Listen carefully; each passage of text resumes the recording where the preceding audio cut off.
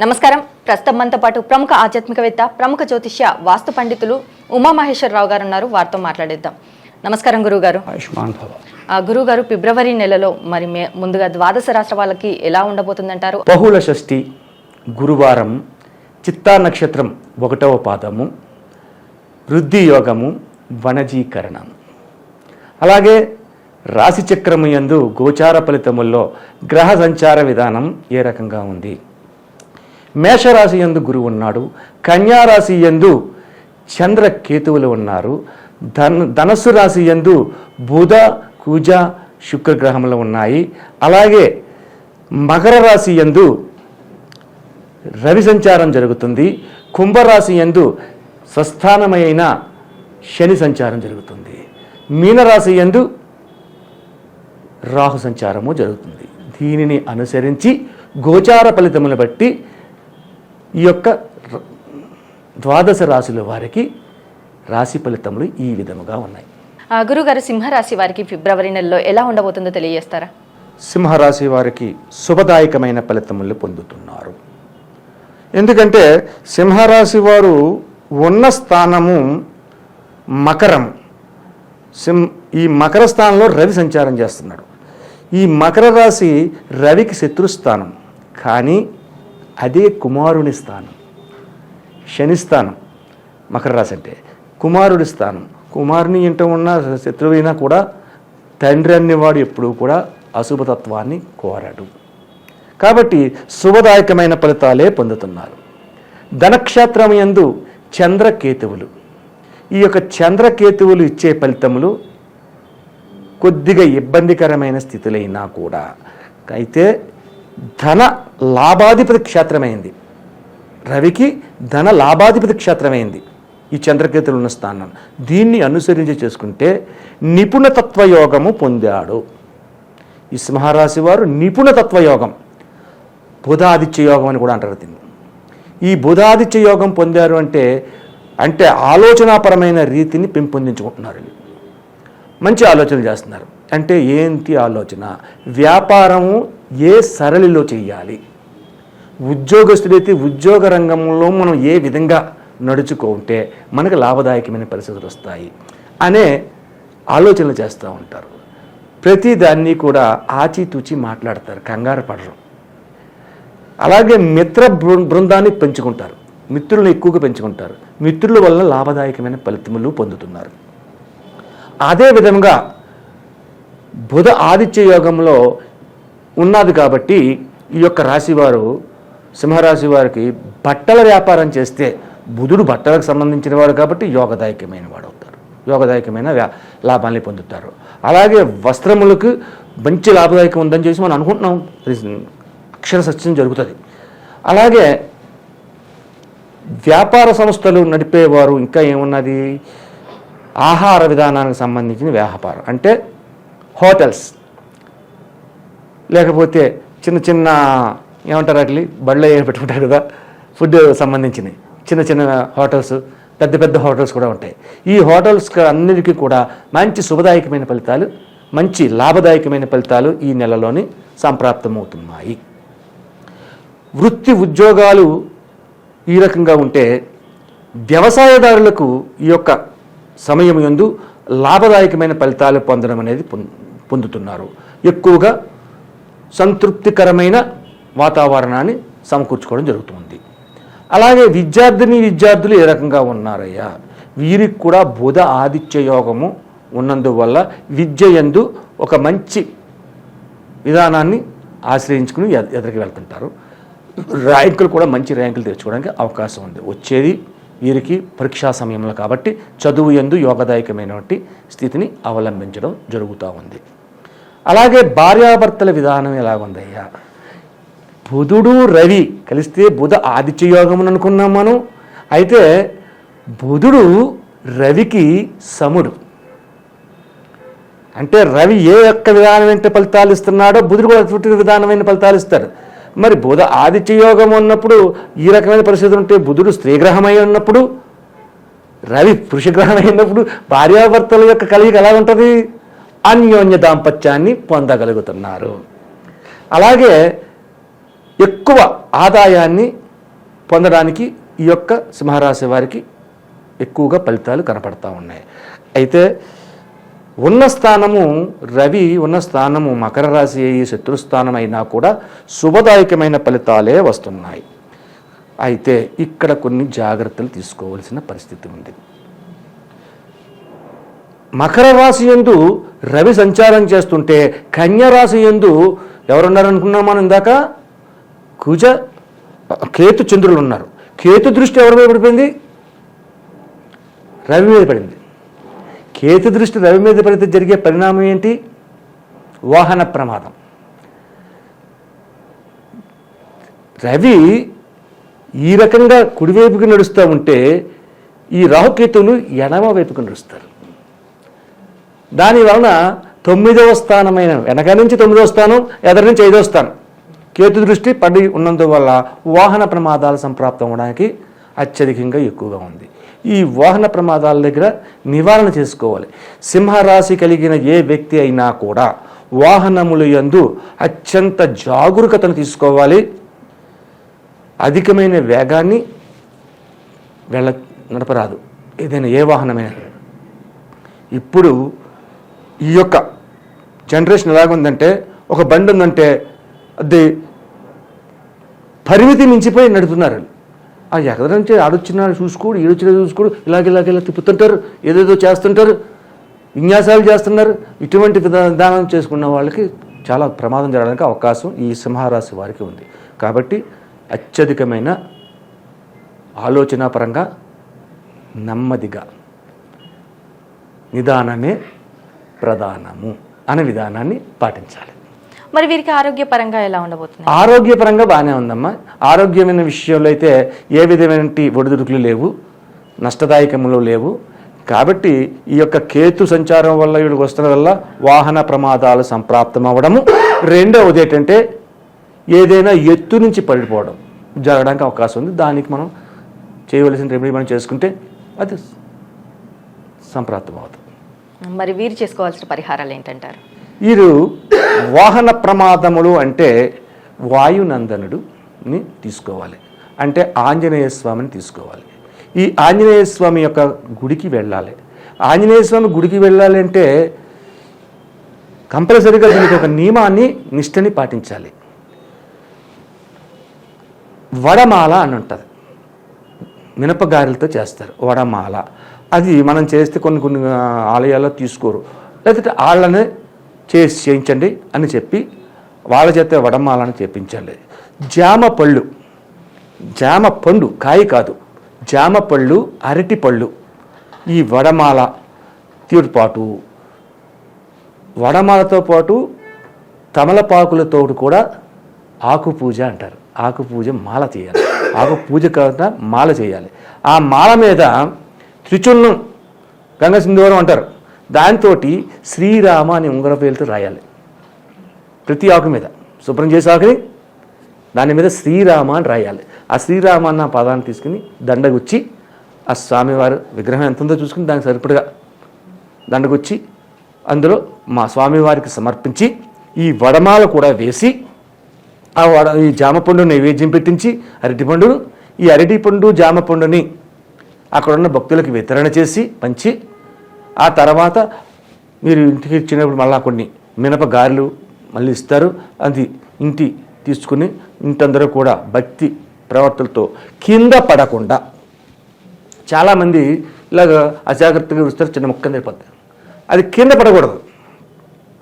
స్వామివారి మెడలోంచి వచ్చింది, స్వామివారి మెడలోంచి వచ్చింది కాబట్టి ఆ మెడలో ఉన్న జాగ్రత్తగా తీసుకోవాలి. కళ్ళగద్దుకుని కింద పడకుండా కుటుంబ సభ్యులు 50 మంది ప్రసాదాన్ని తీసుకోండి. అలాగే ఆ రోజునాడు మంగళవారం నాడు చేస్తారు. ఇది ఈ మంగళవారం రోజునాడు మధ్యాహ్నం శాకాహార భోజనం చేయండి. అలాగే వీలైనంతగా కేతుగ్రహము రవిని చూస్తున్న కారణముగా బయటకు తిరిగే కుక్కలు ఉంటాయి వీధుల్లో. ఆ వీధుల్లో కనిపించే కుక్కలకి బిస్కెట్లని పెట్టండి. సాధ్యమైనంతగా మీకు అనుకూలత కలిగినంత ఒక 2 ప్యాకెట్లు 3 ప్యాకెట్లు బిస్కెట్ ప్యాకెట్లు, ఓ ప్యాకెట్ 10 రూపాయలు ఉంటుంది. ఆ బిస్కెట్లు పెట్టిన వల్ల కేతు సంచారం వల్ల కలిగేది ఈ యొక్క కుక్కకి ఎప్పుడైతే కాలభైరవుడిని చూస్తామో కేతు సంచారం వల్ల వస్తున్న దోషాలు తొలగుతాయి. ఈ యొక్క వడమాల వల్ల ఆంజనేయ స్వామి పూజ వల్ల ఈ సింహరాశి వారికి రానున్న కాలములలో వాహన ప్రమాదాలని తొలగింపజేస్తుంది. కాబట్టి ఇది ప్రతి ఒక్కరూ సింహరాశి వారు తప్పనిసరిగా చేయాలి. చిన్న సందేహం గురువుగారు, తిది వార నక్షత్ర యోగకరణాలు అనేసి చెప్తూ ఉంటారు. ఇవి ఎక్కడ నాకు కనిపించలేదు, మరి ఇవి జాతకంపై ఎంత ప్రభావం చూపిస్తాయి అనేసి అంటారు? తిదివార నక్షత్ర యోగకరణములు అంటే అర్థం ఏంటి? పంచాంగం, పంచ అంగములు. పంచాంగం అంటే మన బుట్టేవారి పంచాంగం కానీ లేదంటే వేరే వేరే వేరే పంచాంగాలన్నీ ఉంటాయి. ఆ పంచాంగంలో పూర్వకాలంలో వచ్చే పంచాంగంలో తిదివార నక్షత్ర యోగకరణాలు రాసేవారు. ఇప్పుడు పంచాంగంలో రాయటం లేదు. తిది వారము నక్షత్రమే రాస్తున్నారు, యోగం కరణం రాయట్లేదు.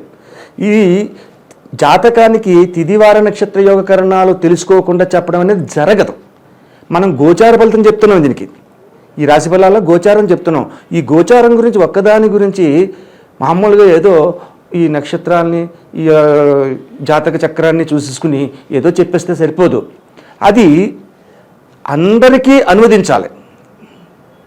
నీ ఒక్కదానికి అనువదిస్తే లాగా అందరికీ అనువదించాలి. అండ్ కాబట్టి మనం దీన్ని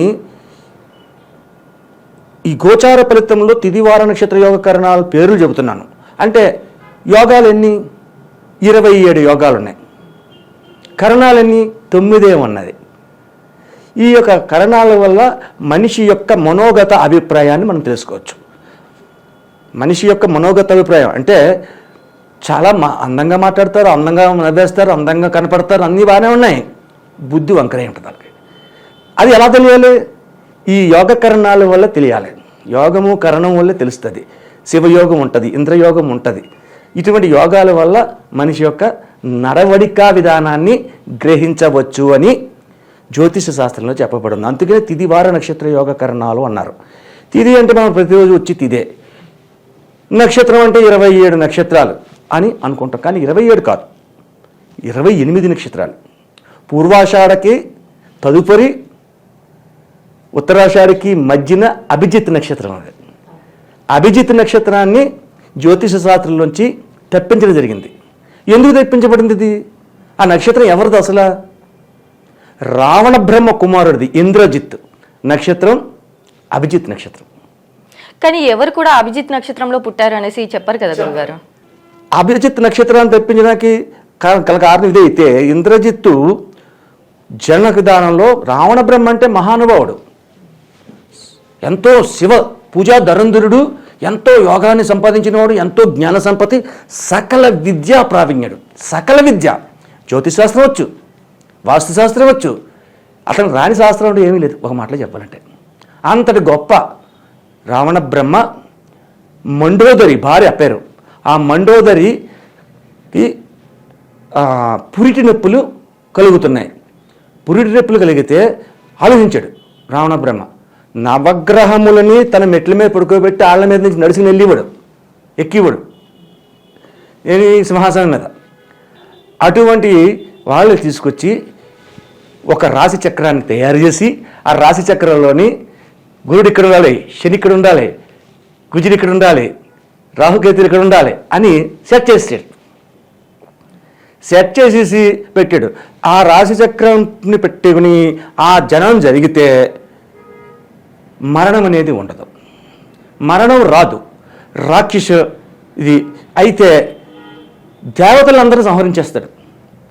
దేవతలందరినీ అంత మహావిష్ణువు అంతటి వాడైనా సరే దాసోహం అని చెప్పేసి రావలసిన పరిస్థితి వచ్చిస్తున్నాడు. ఇదంతా చూశారు. ముల్లోకాల దద్రెళ్ళిపోతున్నాయి. ఏంటి రాక్షసుడు మామూలుడు కదా, శక్తివంతుడు, ఈ రాశిచక్రాన్ని పెట్టాడు, భార్య ఏమో పురిటి నొప్పులు పడుతుంది, ఈ పురిటి నొప్పుల వల్ల వచ్చే శిశువు జన్మిస్తే ఇటువంటి లోక కంటకుడు జన్మిస్తున్నాడు, అంతలా మారిపోతాడు, ఆయన జయించేవాడు ఎవరో లేరు, ఏం చెయ్యాలి అని ఆలోచించారు. అప్పుడు నారద మహర్షి వచ్చి, మనవడా ఏంటి అమ్మాయి నొప్పులు పడుతుందా?